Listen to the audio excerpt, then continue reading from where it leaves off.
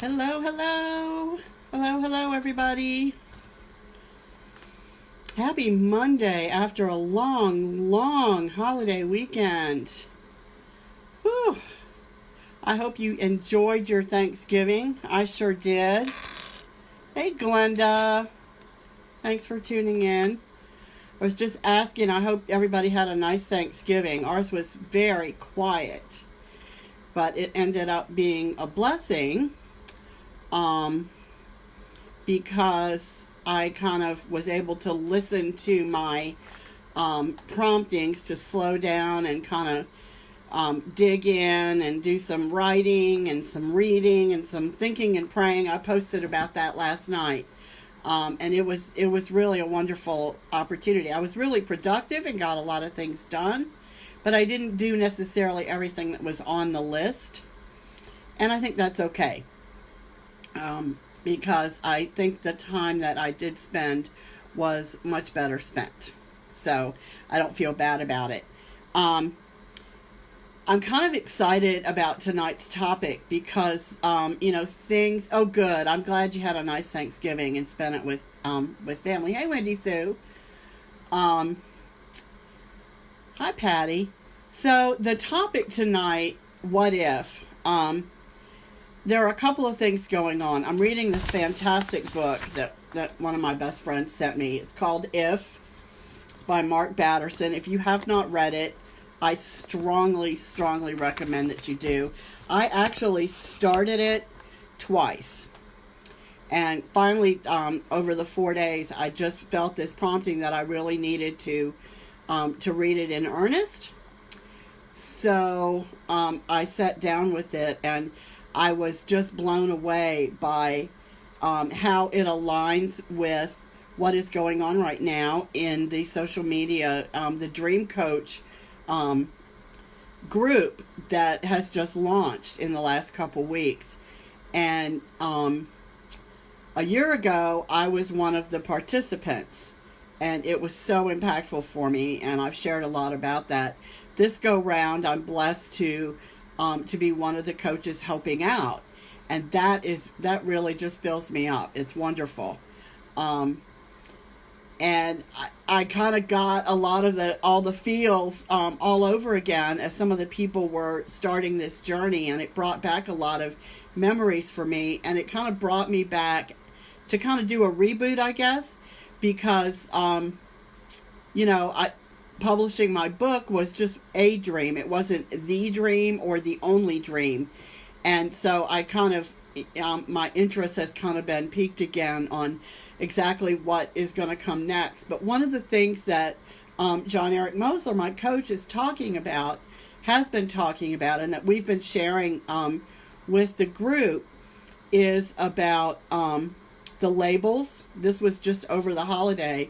The labels that have been assigned to us, the labels that we assign ourselves, and that we, and basically the lies that we tell ourselves that society or the world has told us, and how that's often one of our biggest stumbling blocks, is believing the things, I'm stupid, I'm too old, I'm too young, I'm not smart enough, I have ADD, I have this, I have that, whatever.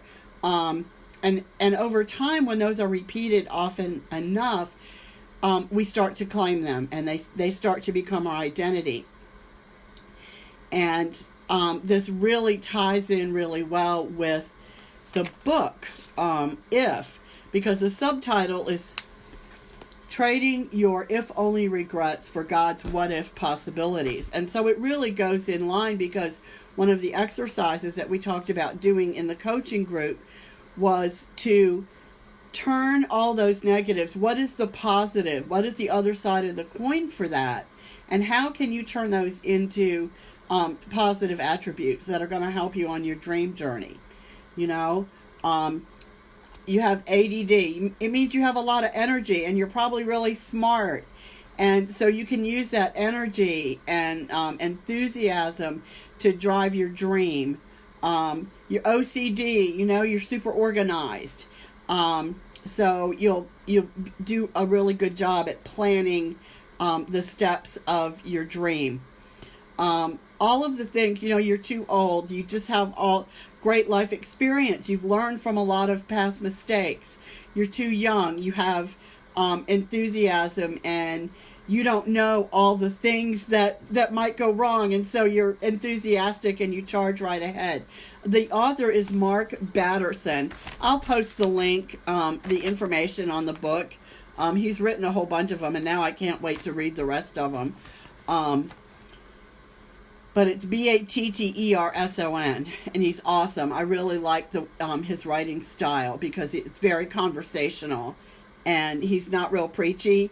It's like he's talking to a friend, which is also a thing that we've been learning in our social media coaching.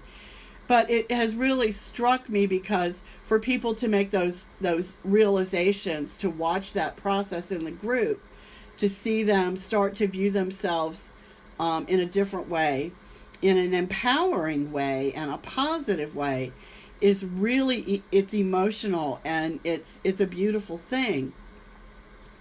And it's the same thing that Batterson is saying. One of the things that I that was really impactful for me that I read, he always ends each chapter with a what if statement. So one of the ones that really impacted me is, what if you started treating your friends and family as they should be and as they could be? And I contend that we need to apply that to ourselves as much as anyone else. I've talked before about the law of attraction, and how I believe that thoughts become things, and how much power our words have. And especially the words that we say to ourselves. So I got to thinking today about, what if we started saying the things about ourselves that we want to be true.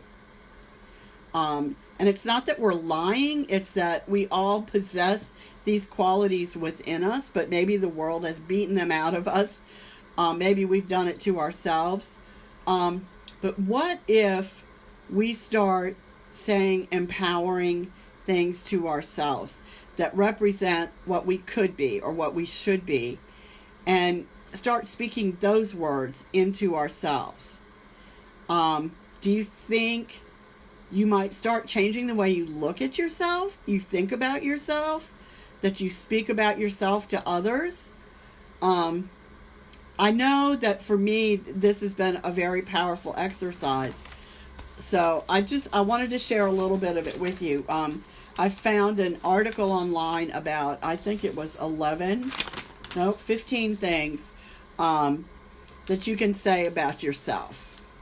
And I'm not going to go into a lot of detail with all of them, because some of them are, self-explanatory, and after a while I just get too repetitive. But again, going with the contention that we give voice, mirror work, that's right, look right in the mirror. So what if we declared about ourselves, I followed my heart? Not I want to follow my heart, not I will follow my heart. I followed my heart. In other words, we went after something that we were passionate about, and we didn't let fear hold us back. So by saying that in the past tense, it becomes a reality. That energy is released into the world, and it starts to manifest. So we become someone who followed their heart. So that's the first thing. The second one is, I believe in myself. And even if you've made mistakes, no matter how badly you've messed up in the past, even if you fail miserably at something, that doesn't mean you can't believe in yourself. That doesn't mean there's something wrong with you. It just means that you are learning, and that you're learning from your mistakes, and you believe that you can overcome the past failures and use those lessons for future successes. So what if we said to ourselves, I believe in myself? I just think that's so powerful. Um, what if we said, I treat others the way I want to be treated? And again, I applied that not just to other people in our lives, but to ourselves. Um, and that's not, maybe we haven't been as nice as we would like to have been to people in the past.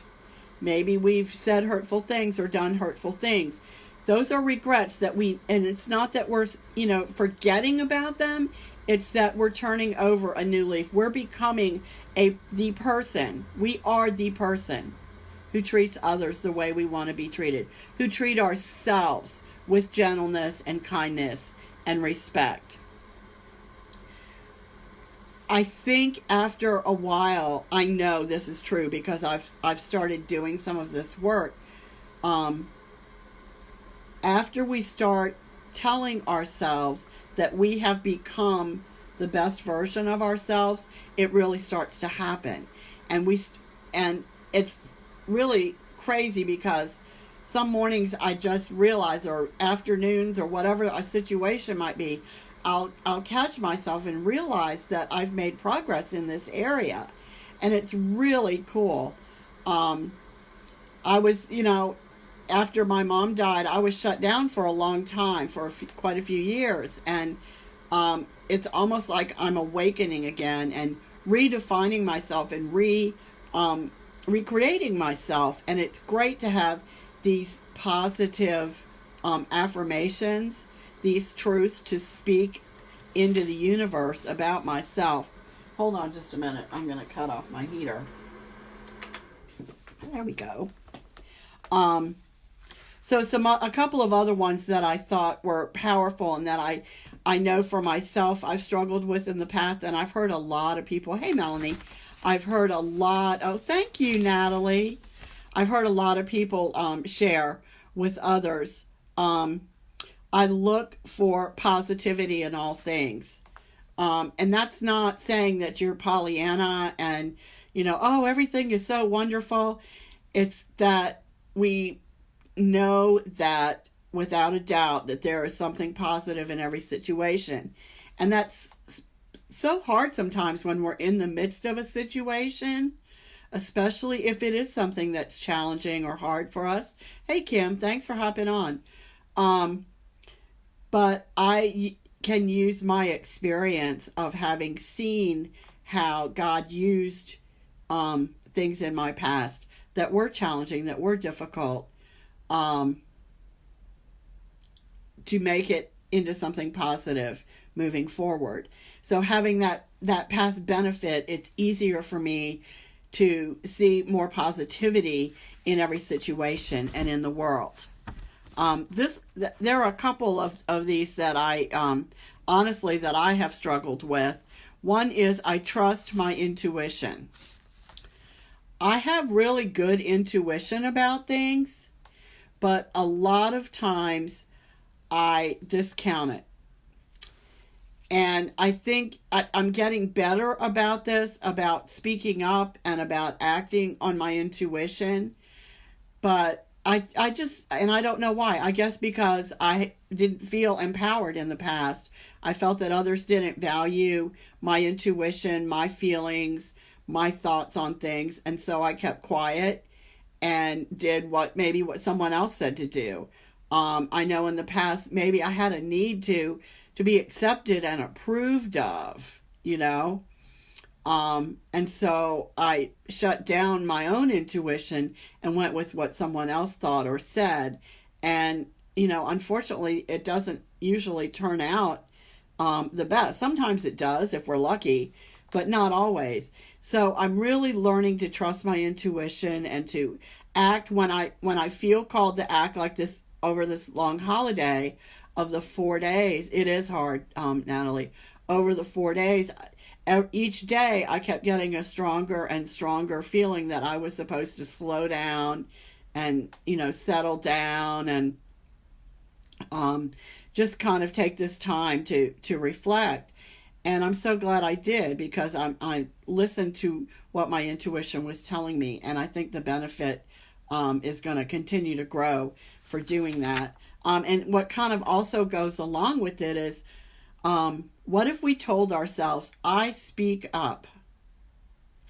That can be a tough one because I think a lot of times we're taught to stuff down what our feelings are, what our emotions are, our thoughts, our ideas. We don't stand up for ourselves. We don't express our opinion. In the coaching group, we had an exercise where we have to, if someone asks you an opinion on where you want to go eat, you need to have an answer. So, and that's what it's about, the same thing. It's about having an opinion and expressing it and then following through. It's about leadership in that context, but it's also about learning to use our voice in a positive way and to have our voice heard.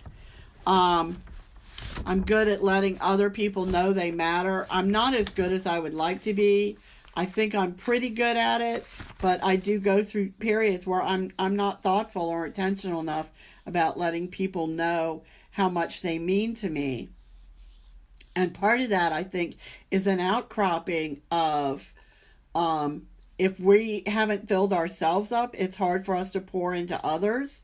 And so I think that the two go hand in hand. I have forgiven those who have hurt me. And again, this can be a tough one because again, we're saying, I have already done this. I have already forgiven those who hurt me. And I would also say, I have forgiven myself for hurting others. That one's even tougher. I think we're so hard on ourselves, harder than we are to anybody else. And we need to learn to speak lovingly and gently with ourselves. We need to be honest, for sure. We can't, deny that we have faults and shortcomings and that we make mistakes. But we need to start speaking life into our lives so that we can have, more to give other people and so that we can live more abundantly. I have no regrets. What if you lived your life like you had no regrets? Not meaning that hurting other people's feelings, but that you took chances and that you don't regret the chances that you took. I think, you read all the time that people say, they don't what they regret is the chances they didn't take. And I have found that to be true as well. We need to live without regrets, meaning we need to go for what we want out of life, for the things that are going to make our life better. And not, again, fear stops us from doing a lot of that. Fear of the unknown, fear of what other people will think, fear of not believing in ourselves. Who knows what the reasons are? But that part about having no regrets is huge because we can't go back and change that. If we pass up an opportunity, it might not come again. And so we've lost the opportunity to experience that. So that's how the regrets happen. So we need to try to be open to those and to speak into our lives. I have no regrets. I hope that makes sense to people. I really do believe that thoughts become things and that, our words have power. And if we speak words of life to ourselves, if we speak into ourselves the words that we want to become and to be known for and to be known by, then our whole life is going to change. And it changes not only for us, but it changes for the people around us, for our families, for our friends, for the people we haven't even met yet. We have no way of knowing how we're going to impact other people. And so why not try to be the best version of ourselves that we can? Why not get rid of the junk that the world has told us about ourselves and start believing the very best in ourselves as we could be and should be? And that's how we become that person. So that's really what I had kind of running through my head earlier today. I messaged my friend and I said, I don't really even know what I'm going to talk about. And she didn't say duh, but I know she was thinking it. Why don't you talk about the book that you're reading? Which was a good idea, because then I had to really stop and think about what was this saying. And the book really talks about, God's what if possibilities, and it whatever your faith is, there's a higher power that created us in a divine image and for a divine purpose. And in order for us to fulfill that, we need to become the best version of ourselves. So I hope that this was interesting and helpful on your journey. I'm definitely a work in progress. I just wanted to share kind of some things that I'm doing right now to kind of try to end the year well and start the new year. And have you picked your word for 2019 yet? I need to do that. I don't know what I'm going to do. My word for 2018 has been renaissance. And it really has been a renaissance for me. So I need to be careful about what I pick for next year, because it's been a wild ride. So you do, Dana, do you want to share, or are you saving it? Sometimes people like to do like a big reveal of what their word's going to be, because they want time to, to make a post about it, or to be able to verbalize it. And, just think of all the ways. Oh, simplify. I love that. I really do.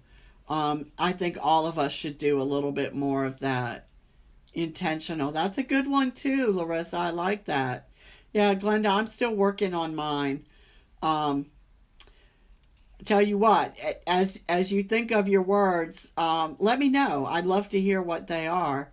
And I'll be sure to share when I come up with mine for the year. So anyway, well, thank you for hopping on, for spending a few minutes with me. I always appreciate your feedback and your input. If you know of anybody that you think could benefit from this, that's a good one, Larissa. Please share this with them. Maybe help them start speaking some life into their own lives. And I hope you all have a great rest of your night, a great week this week after having a holiday. Week's going to be really long, but make it the best it can be. And I will talk to you next Monday.